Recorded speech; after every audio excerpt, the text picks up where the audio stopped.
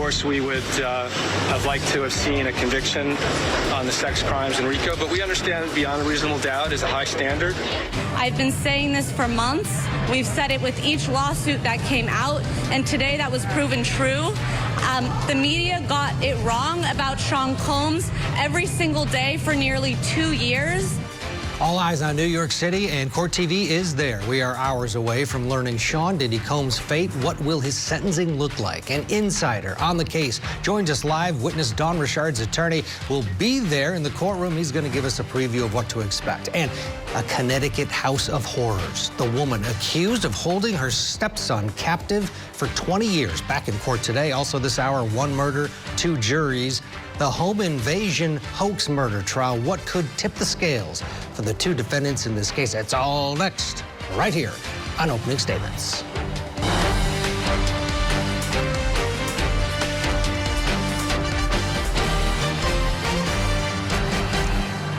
Welcome to Opening Statements. I'm Ted Rollins in for Julie Grant on this Friday. So glad to have you along with us as we round out another busy week here at Court TV. Big day. Ooh, big day in New York. The sentencing of Sean Diddy Combs, so much at stake for the music mogul. Is he going to go home this afternoon? That's what he wants. That's what his defense wants. Or is he off to federal prison for a significant amount of time? We're going to dive into all of it in the hour ahead. But first, as we always do on this show, let's take a look at the Daily Docket. It was never supposed to happen. What do you mean by not all?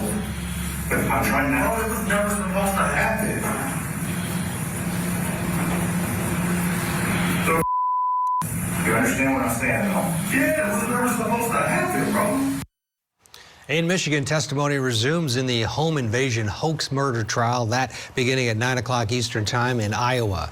Houston Danker is going to be sentenced today for the shooting death of Ryan Cooper. Danker pled guilty to acting in concert along with Cooper's wife, Karina, to kill her husband. That getting underway at 10 o'clock Eastern. And in New Hampshire, sentencing expected 9 o'clock Eastern Time for 19-year-old Eric Sweeney. He pled guilty to the murders of his sister-in-law and 2 young nephews.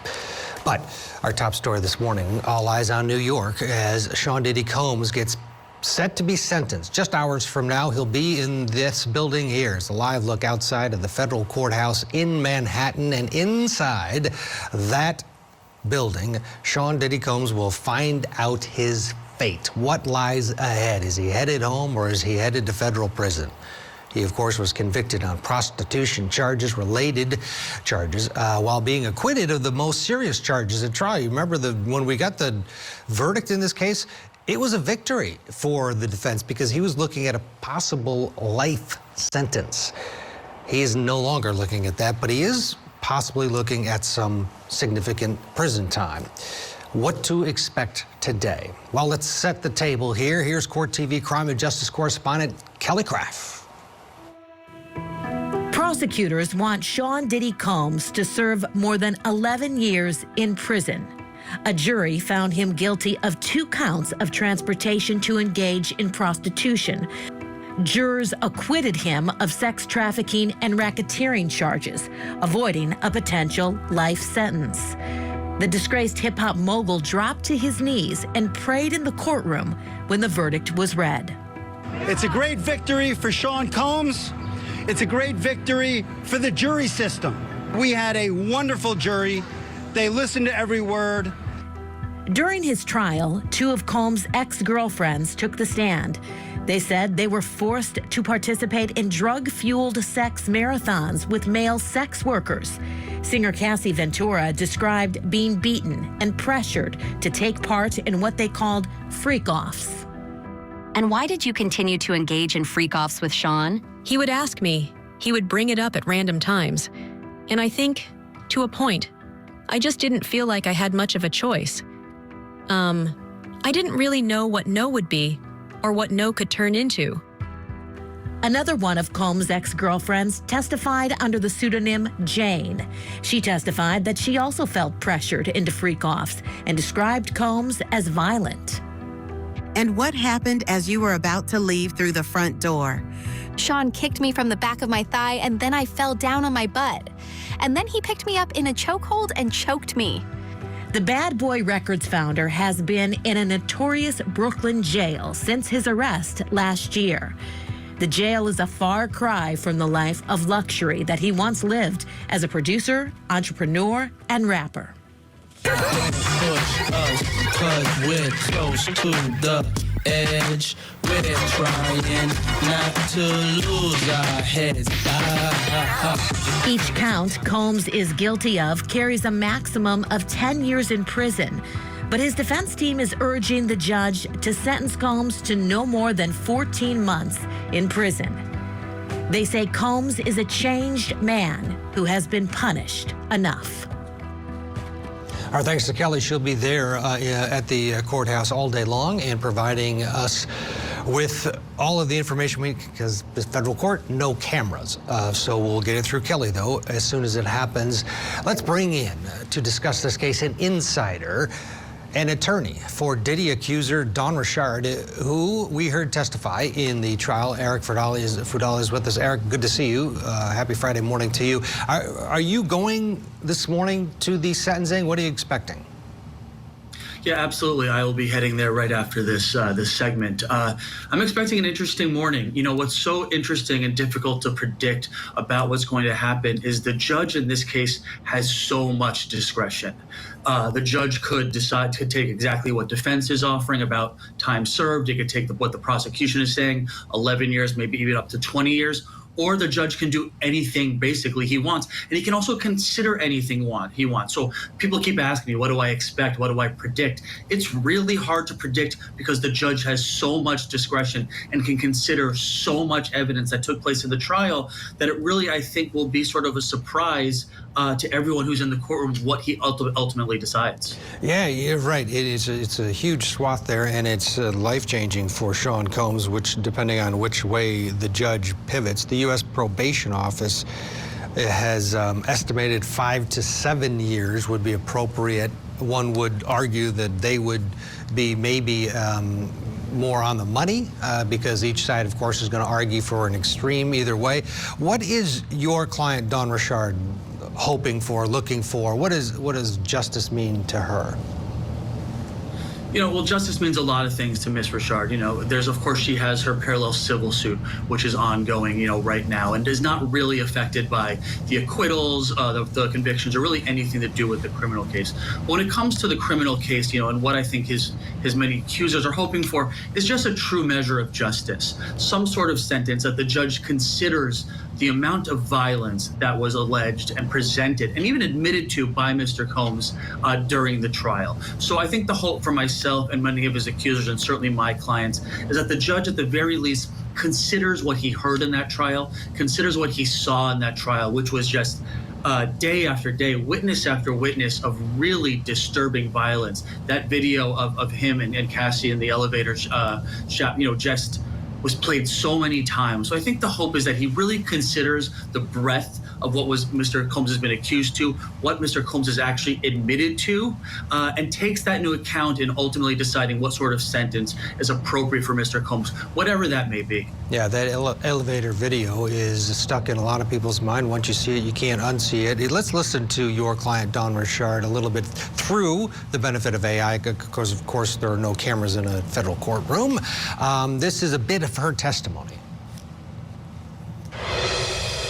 What, if any, threats would Mr. Combs make to you? Y'all are going to pay for it. It's always you do this, or else something bad will happen to you.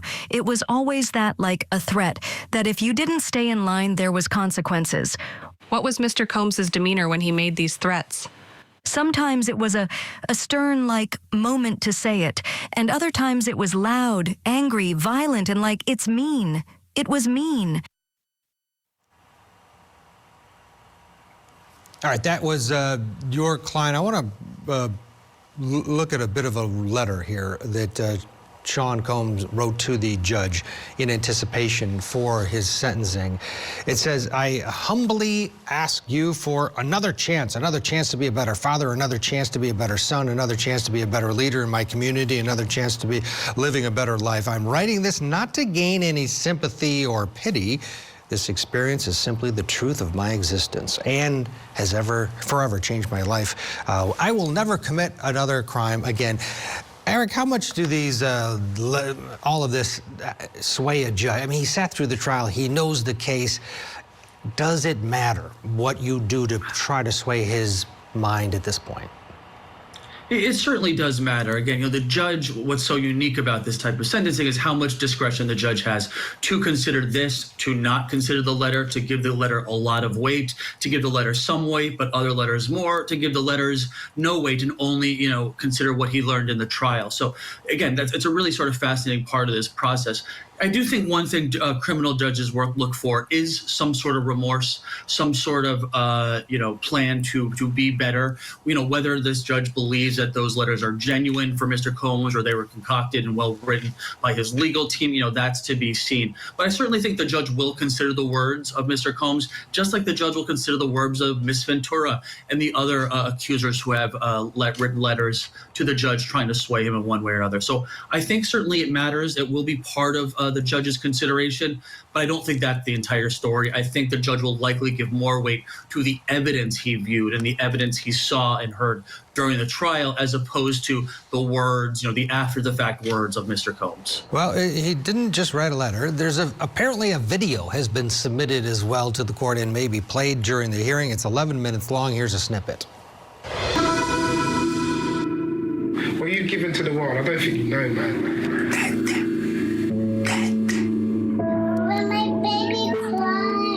We gotta give her a bottle then. Know that you mean something to people.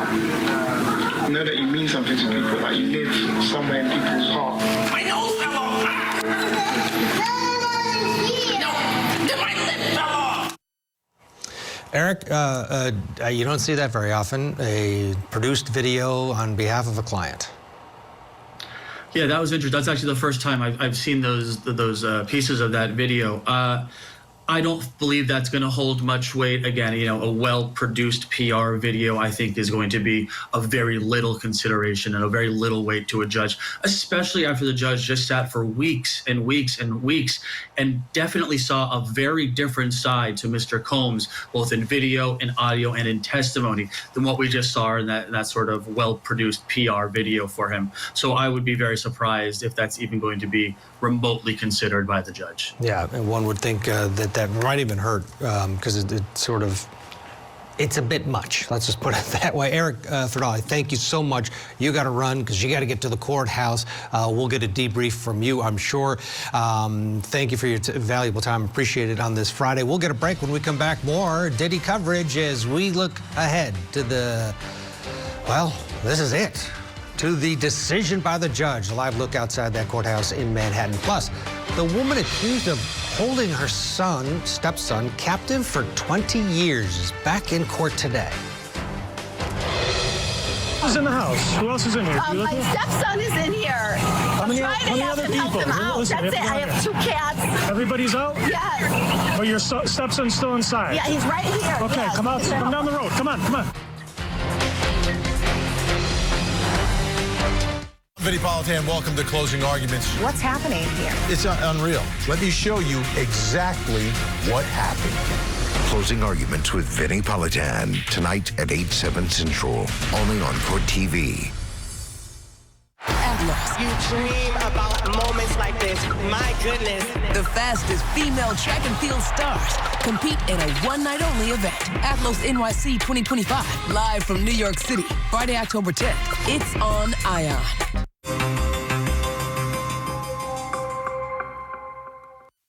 Today, now I'm a full-time dad, and I'm gonna be there for you through everything, all of y'all.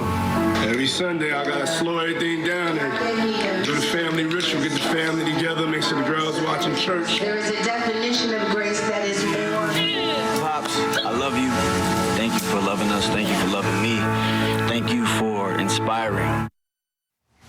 All right.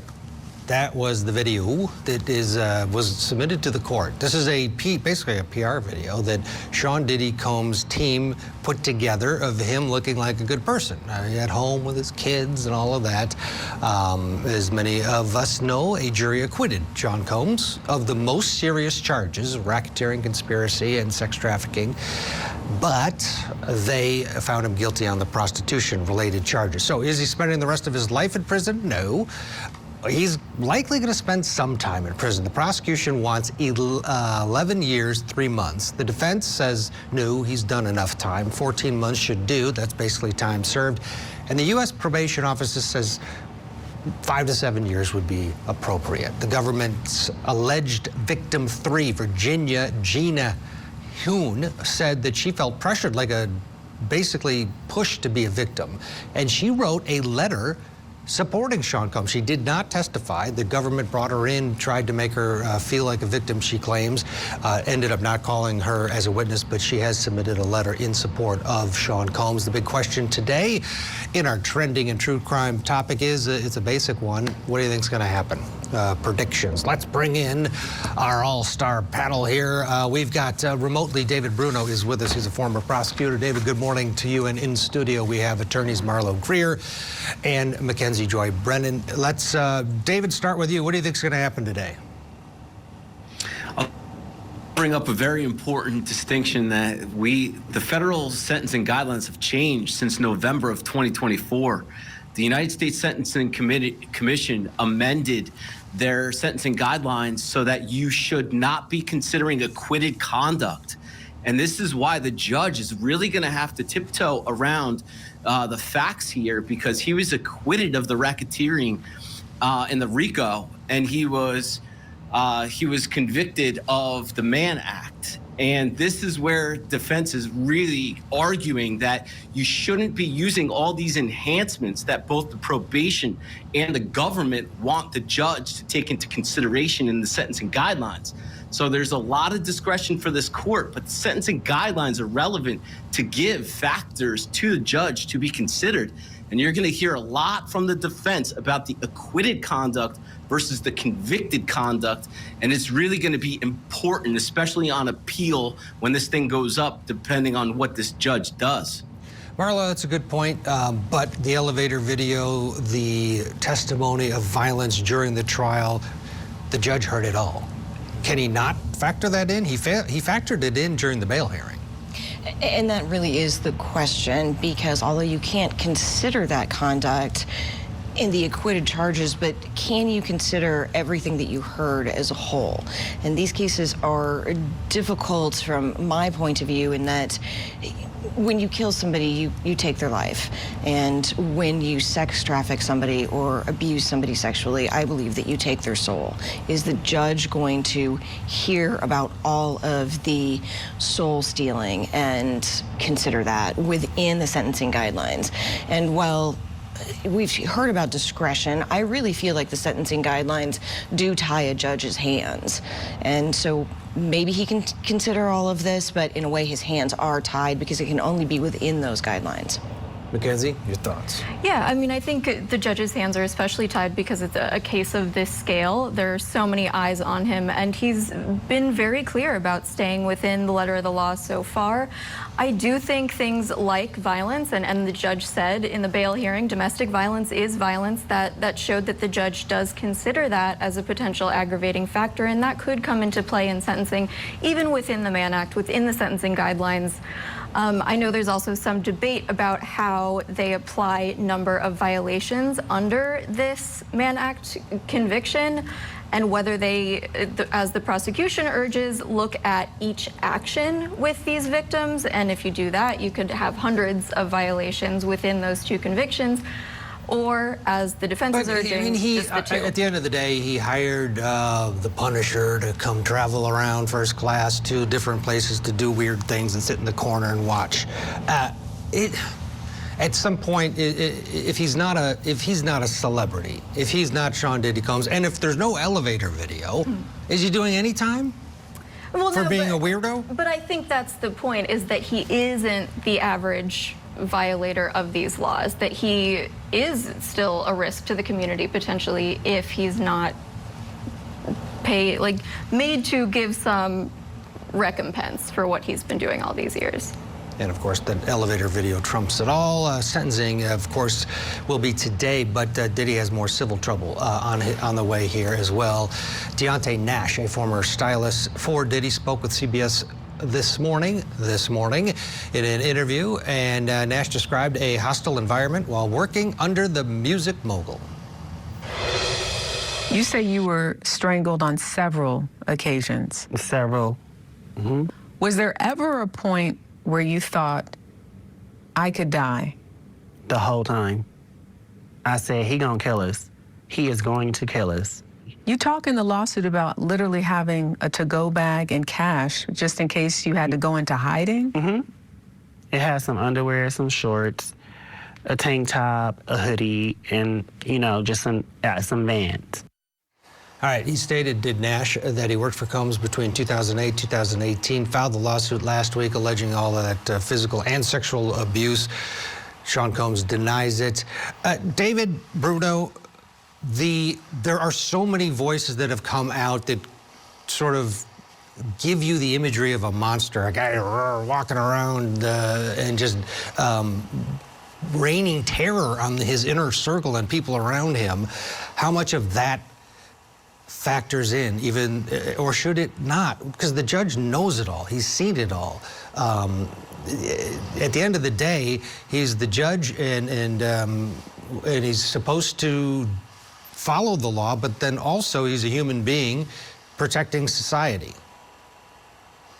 Yeah, well, in the sentencing guidelines, these are some things that the government's arguing should be considered, like his leadership role, his coercion, the fraud, multiple victims. I mean, certainly it was Diddy's status that put him in this situation to be able to use this pressure.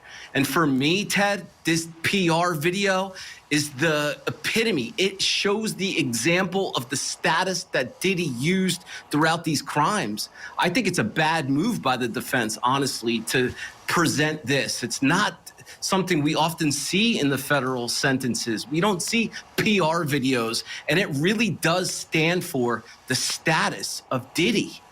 Yeah, and Marlo, to that point, this video is ridiculous, isn't it, in a court of law? I mean, you're going to sway a judge with a guy at home with his kids? My question is, Diddy is using his children almost in a way that he used the other women, right? He wants to say, hey, I'm a dad. Look at my children. Look at how great I am, not taking all of the other things into consideration. And my question is, would Diddy want someone to do to his children what he did to these women? So is that going to sway the judge? Because obviously we know he's putting forth his best face. Right, and Mackenzie, to that point, the judge has seen the Cassie video, seeing him at home with his kids acting really nice. Like, okay, if you're gonna, let's see the video of when dad is mad and the kids are annoying the heck out of him. This is ridiculous. A judge is gonna see right through it, and they might be digging the wrong way on this one. I agree. I think that it might backfire because this judge was not born yesterday. He has seen all this evidence and has also gotten letters from Cassie and I believe Deontay Nash as well about the fear that they will live in if Diddy returns to the community. So you can play with your kids for a PR video all you want, but we all know that that's staged at this point, and the judge is included in that. David, do you think this comes from Sean Combs saying, hey, make a video? Because I can't believe Tenny Garagos, Mark Agnifilo, these are very experienced and brilliant attorneys. They did a great job arguing this case, and you could argue they won. I can't believe they said, yeah, great idea. I'm with you. I can't believe it either. I wouldn't have been on this boat without a doubt. This is Diddy at his best. PR. I mean, just think about what that means. Public relations. And that is not what the court of law is about. It is not what the federal sentencing guidelines and the federal sanctions and penalties are about. Bad move by the team. All right, quickly, before we hit a break, a number. What's he going to get? Starting with you, David. I think he's going to come in where the probation department's recommendation is. I think it's going to be anywhere between 70 and 87 months. They're the most independent recommendation between the two sides. Marlo? I want it to be so much more than that, but I'm with Mr. Bruno. It's going to be in there. My only hope is that it's above 7 years. Above 7. Okay, Mackenzie? I was going to say 7 years, so we'll do an over-under, and I'll say 7. Solid.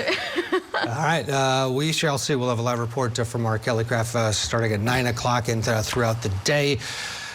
Everybody stay put. We've got more to talk about this hour still to come on Opening Statements.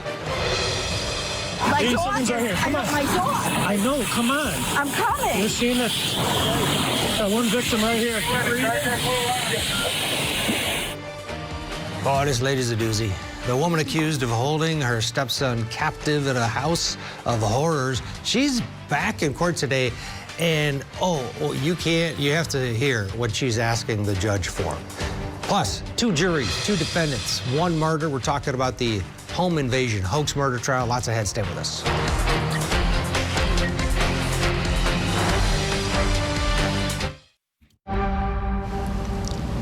Welcome back. The Connecticut woman accused of allegedly holding her stepson captive for years is back in the spotlight this morning as we look ahead to her court appearance this afternoon. Kimberly Sullivan is charged with assault, kidnapping, unlawful restraint, cruelty to persons, and reckless endangerment. She's pled not guilty.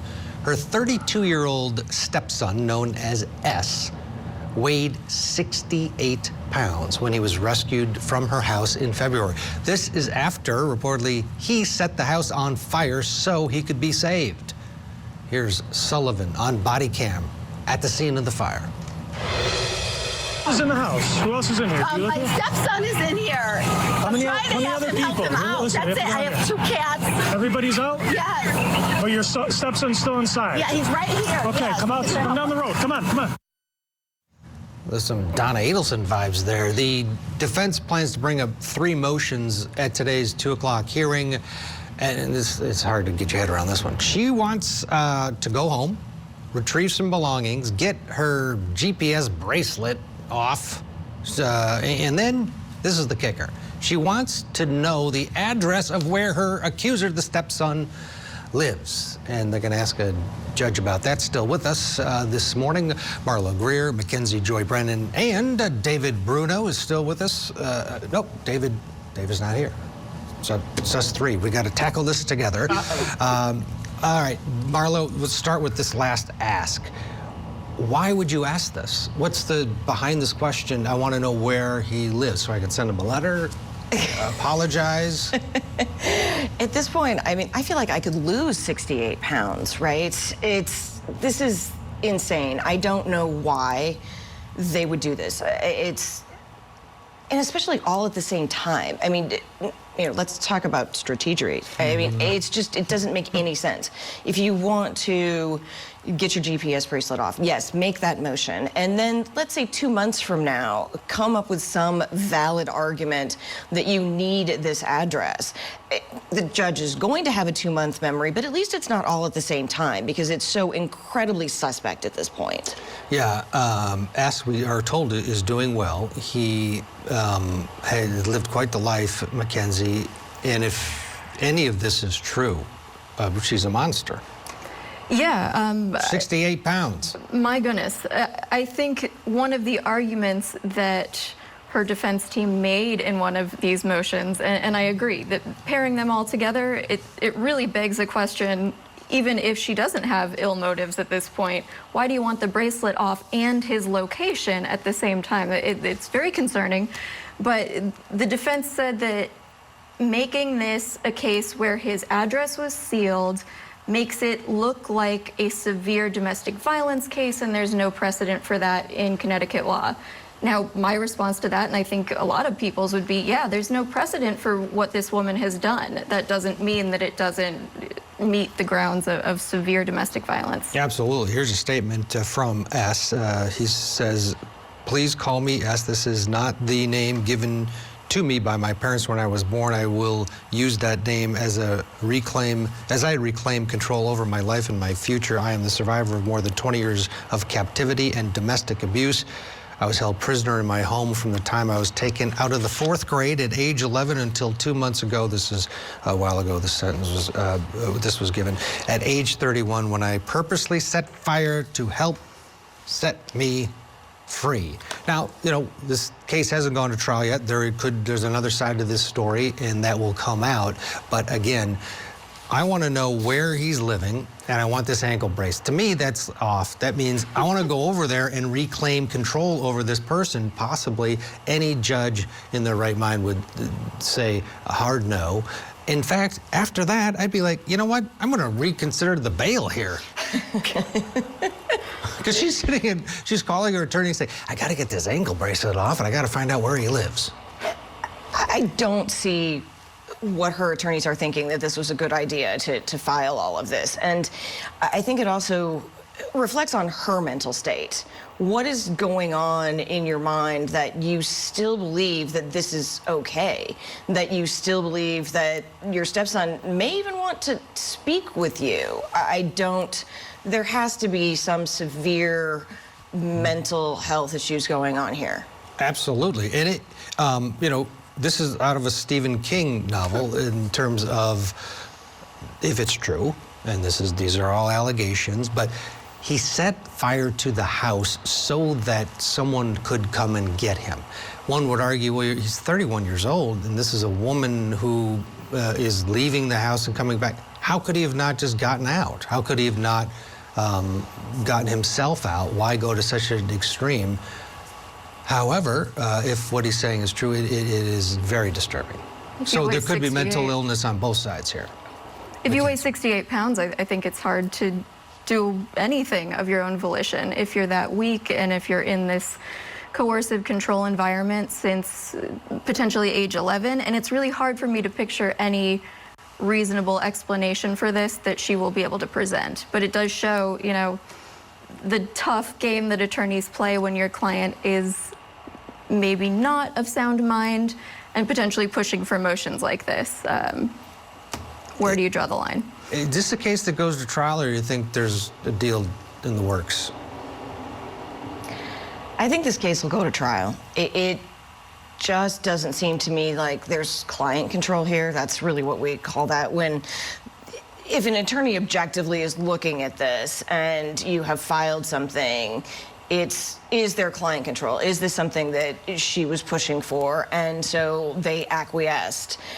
If that is the case right now, I can't imagine that there's going to be any plea agreement that this woman is going to accept. I don't think she understands the gravity of her actions. Of course, we always use the word allegedly, but none of this that's going on right now tells me that we're going to see something reasonable down the line. What do you do, Mackenzie, with a client that wants something and you know this is a bad idea and you try to not go over the cliff?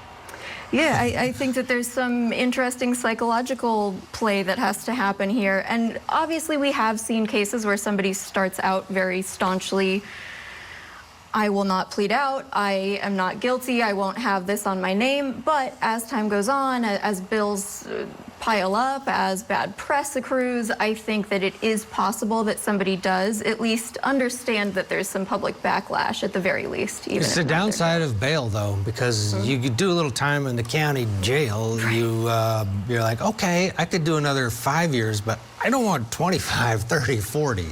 She's out on bail. I really think the problem here is that you're using your rational mind. And I don't believe there are rational minds here, at least not when we're talking about her. Perhaps her attorneys have rational minds, and I assume they do. We are very rational, logical people, but that's the thing, is that you're looking at this in a way that a rational human being would look at it. I do not believe that this woman is a rational human being. She doesn't understand. So what you would think and what we would think would happen is just not what's going through her head. Yeah. She's in court this afternoon in the state of Connecticut. Marla Green, Mackenzie Joy Brennan, thank you. You guys have been around, hanging around Court TV today, helping us through a busy Friday, including the big Diddy sentencing up in New York. Coming up next. on opening statements. Will 2 juries tip the scales in the home invasion hoax murder trial?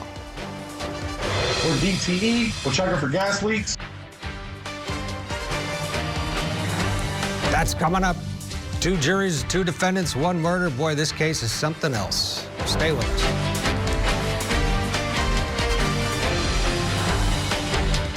My 2 best friends were just murdered. Join me for a Court TV true crime series where we take you from the crime scene to the courtroom. Donna Adelson hates every piece of grass that Dan Marcel ever walked on. It's something that'll haunt all of us forever. It always seemed like he was covering or deceiving. This was a whole different level. Victim to Verdict with Ted Rowlands. New episodes Saturday night, 8 Eastern and Pacific. Only on Court TV.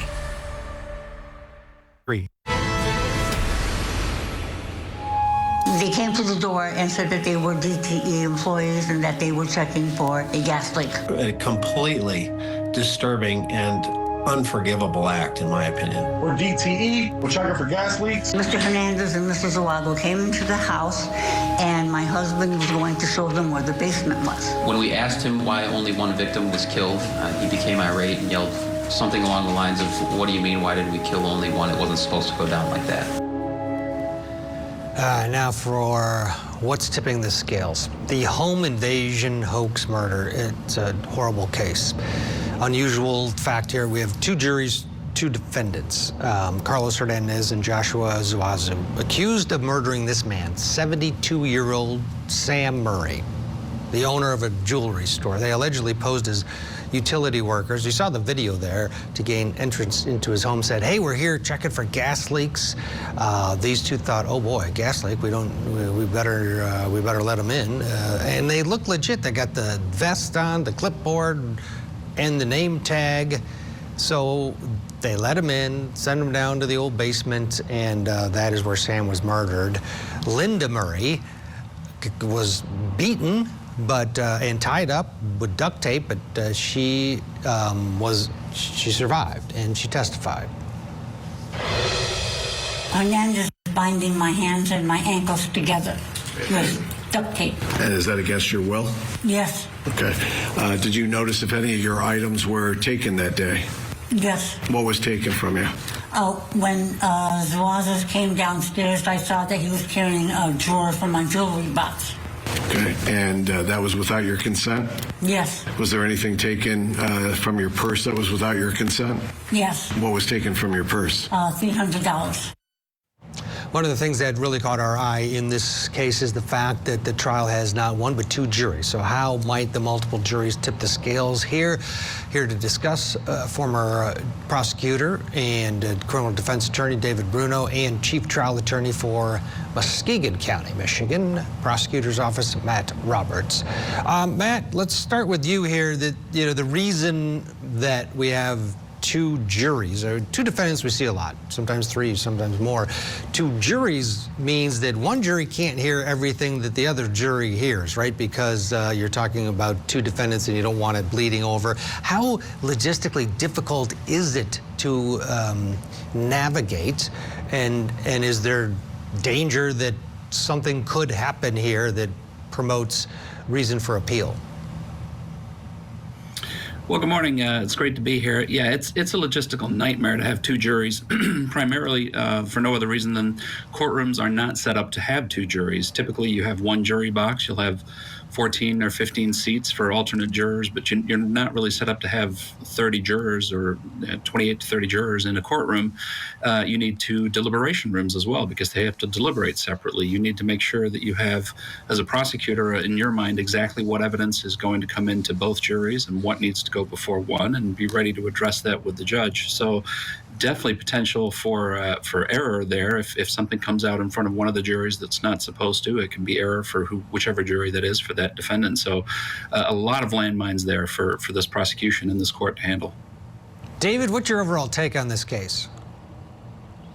Well, the take is, this is a felony murder prosecution, and Michigan's a little different, as my counterpart will tell you. Typically, it's like a strict liability felony murder, meaning you go in for a home invasion or a burglary, and a death occurs during the course. The co-conspirators are all on the hook for the murder.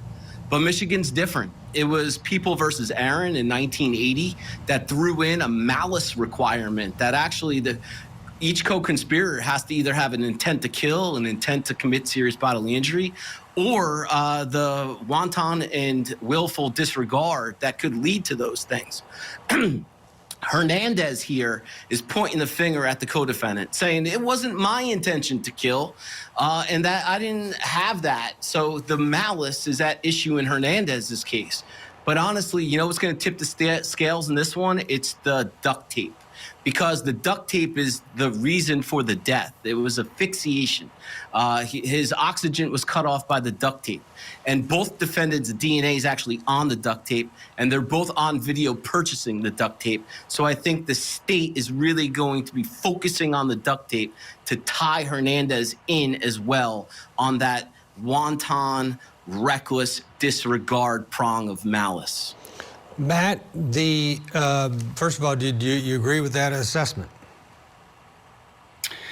Yeah, certainly it does pose a challenge, but it's really a challenge for the defense too to explain, well, I wasn't in on what was going on. Well, you still went in to rob the person, and like my colleague was saying there, that third prong of malice is really useful for prosecutors because it does allow us the opportunity to prove an intent there, where you're creating a situation where death or great bodily harm is a likely result, and tied directly to the duct tape. It really just sort of puts it over the top, I think, for both of these defendants. Absolutely.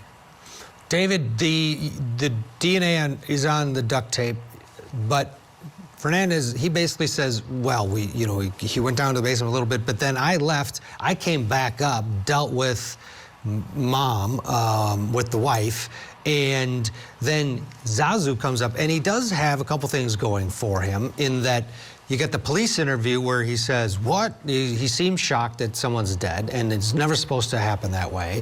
And then you have the wife who is brilliant on the witness stand. She is just a play-by-play announcer of what transpired, and she basically says, I'm up there with the fat guy, Fernandez, and the other guy's downstairs, and then he comes up, and the blood is on him. And then that's when she's asking, where is my husband? Where is my husband?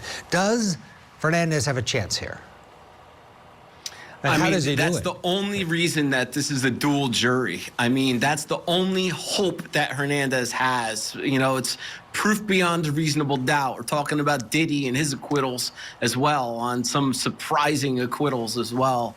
It's a high standard, but again, Hernandez is coming in with this egregious home invasion. The preparation was done, so his credibility is certainly going to be at issue, and the jury can completely disregard Hernandez's statement on that point too and convict him. Matt, I know you don't like defense attorneys because you're a prosecutor, but let's say you were representing him. How do you successfully separate your guy from that guy and get your story across? Does he take the stand? Yeah, you almost have to, again, because like you said, the wife has done such an excellent job kind of laying this out, and the evidence is otherwise so overwhelming. He's there, he's posing as a DTE worker, he's trying to get into the house. You almost have to take the stand, so you really just have to have this belief, like, I'm going to be able to convince the jury that I just really did not want this to happen. So I think that's what has to happen here. I think the defense attorney is doing everything they can with having the multiple juries. Like David said, it's really the only way to get that point across when you've got both of these guys charged. Tough case, though. Tough to prove to this jury that you didn't have some type of intent when you're in there with the duct tape and all those other things. Absolutely. Yeah, and just the scheme, the way that they orchestrated it, they went to such lengths to trick these people. And these folks being old, I don't think that I think anybody would potentially fall for this, the way they pulled it off. And then to get in there to try to steal their belongings under this ruse that there was a gas leak that they needed to deal with. It's just deplorable. David Bruno, Matt Roberts, thank you. Enjoy your weekend. Thanks for your valuable time.